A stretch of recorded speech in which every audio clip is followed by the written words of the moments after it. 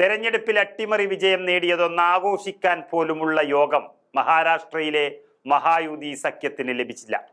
പ്രതിപക്ഷ സഖ്യമായ മഹാവികാസ് അഘാഡി സഖ്യത്തിനെ തറപറ്റിച്ച് ചരിത്രത്തിൽ ഏറ്റവും വലിയ തോൽവിയിലേക്കാണ് മഹായുതി മഹാസഖ്യത്തെ തള്ളിവിട്ടത്.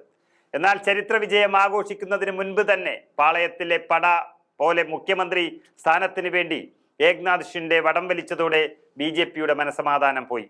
മാരത്തോൺ ചർച്ചകൾക്ക് ശേഷമാണ് ഷിൻഡെയെ അനുനയിപ്പിച്ചത്. എന്നാൽ ഉപമുഖ്യമന്ത്രി സ്ഥാനം ഏറ്റെടുക്കാൻ ഷിൻഡെ വിസമ്മതിച്ചതോടെ വീണ്ടും ചർച്ചകൾ വഴിമുട്ടി. ഷിൻഡെ മാറി നിന്നാൽ സർക്കാരിന്റെ വിശ്വാസ്യത നഷ്ടമാകുമെന്ന തിരിച്ചറിവിൽ വീണ്ടും ചർച്ചകൾക്ക് ശേഷം അനുനയം BJP നടപ്പിലാക്കി. എന്നിട്ടും BJPക്ക് സ്വസ്ഥതയില്ല എന്ന് പറയേണ്ടി വരും. കാരണം തെരഞ്ഞെടുപ്പ് ഫലം വന്ന് 20 ദിവസങ്ങൾ പിന്നിട്ടിട്ടും മന്ത്രിമാരെ നിശ്ചയിക്കാനോ വകുപ്പുകൾ വീതം വയ്ക്കാനോ ഈ മഹായുതി സഖ്യത്തിന് കഴിയാത്തത് വലിയ നാണക്കേടുണ്ടാക്കുകയാണ്. മന്ത്രിസഭാ വികസനം മണിക്കൂറുകൾക്കുള്ളിൽ ഉണ്ടാകുമെന്ന മഹായുതി നേതാക്കൾ പറയാൻ തുടങ്ങിയിട്ട് ദിവസങ്ങൾ എത്രയോ പിന്നിട്ടിരിക്കുന്നു.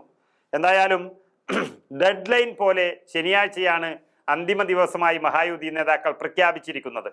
മറ്റ് മന്ത്രിമാരുടെ സത്യപ്രതിജ്ഞകൾക്ക് മുൻപായി മുഖ്യമന്ത്രി ദേവേന്ദ്ര ഫട്നാവിസ് ഡൽഹിയിലെത്തി പ്രധാനമന്ത്രി നരേന്ദ്രമോദി ഉൾപ്പെടെയുള്ള മുതിർന്ന BJP നേതാക്കളെ സന്ദർശിച്ച് ചർച്ച നടത്തിയിട്ടുണ്ട്.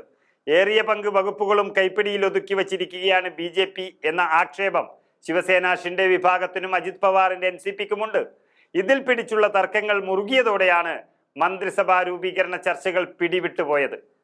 മന്ത്രിസഭയിൽ ആഗ്രഹിച്ച വകുപ്പുകൾ കിട്ടില്ലെന്ന് ഏതാണ്ട് ഉറപ്പായതോടെ സഖ്യകക്ഷികളായ ശിവസേനയിലും NCPയിലും അതൃപ്തി പടർന്നു പിടിക്കുന്നുണ്ട്. സത്യപ്രതിജ്ഞാ ചടങ്ങുകളിൽ നിന്ന് പല നേതാക്കന്മാരും മാറി നിൽക്കുന്നത് ചടങ്ങിന്റെ ഗ്ലാമർ കുറയ്ക്കുമോ എന്നാണ് BJP ഭയപ്പെടുന്നത്. ഫട്നാവിസും അജിത് പവാറും ദില്ലിയിൽ മുതിർന്ന BJP നേതാക്കളെ സന്ദർശിച്ചപ്പോൾ ചർച്ചകളിൽ നിന്ന് വിട്ടുനിന്നുകൊണ്ടാണ് ഷിൻഡെ പ്രതിഷേധമറിയിച്ചത്.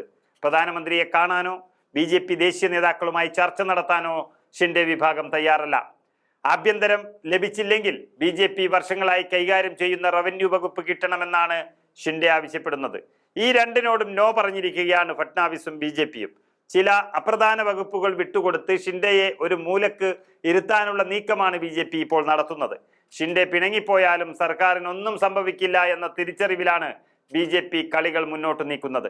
മുഖ്യമന്ത്രിയായി ദേവേന്ദ്ര ഫട്നാവിസും ഉപമുഖ്യമന്ത്രിയായി ഏക്നാഥ് ഷിൻഡെയും അജിത് പവാറും സത്യപ്രതിജ്ഞ ചെയ്ത് ഒരാഴ്ച പിന്നിട്ടിട്ടും മന്ത്രി പദവികൾ സംബന്ധിച്ചൊരു തീരുമാനത്തിലെത്താൻ കഴിയാത്തത് BJP കേന്ദ്ര നേതൃത്വത്തിനും വലിയ അതൃപ്തി ഉണ്ടാക്കിയിരിക്കുന്നു. ധനകാര്യം ലഭിക്കുമെന്ന പ്രതീക്ഷയിൽ അജിത് പവാർ BJPയോടും ഫട്നാവിസിനോടും ചേർന്ന് നിൽക്കുന്നുണ്ടെങ്കിലും ധനവകുപ്പും BJP പിടിച്ചെടുക്കുമോ എന്നൊരാശങ്ക അജിത് വിഭാഗത്തിലെ ചിലർക്കുമുണ്ട്. മന്ത്രിമാരെ BJP നിശ്ചയിച്ചു കഴിഞ്ഞെങ്കിലും ഷിൻഡെ അജിത് വിഭാഗങ്ങളിൽ ഇതുവരെ തീരുമാനമായിട്ടില്ല. ഷിൻഡെ വിഭാഗത്തിൽ നിന്ന് കഴിഞ്ഞ തവണ മന്ത്രിമാരായ ചിലരെ ഒഴിവാക്കാൻ BJP നിർദ്ദേശിച്ചിട്ടുണ്ട്. BJP 20 മുതൽ 22 വരെ, ഷിൻഡെ വിഭാഗത്തിന് 10 മുതൽ 12 വരെയും അജിത് വിഭാഗത്തിന് 8 മുതൽ 10 വരെയും മന്ത്രിമാരെ ലഭിച്ചേക്കുമെന്നാണ് സൂചന.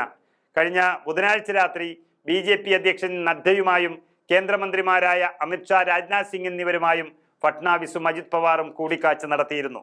അന്നും മാറി നിൽക്കുന്ന ഒരു സമീപനമാണ് ഏക്നാഥ് ഷിൻഡെയിൽ നിന്നും ഉണ്ടായത്.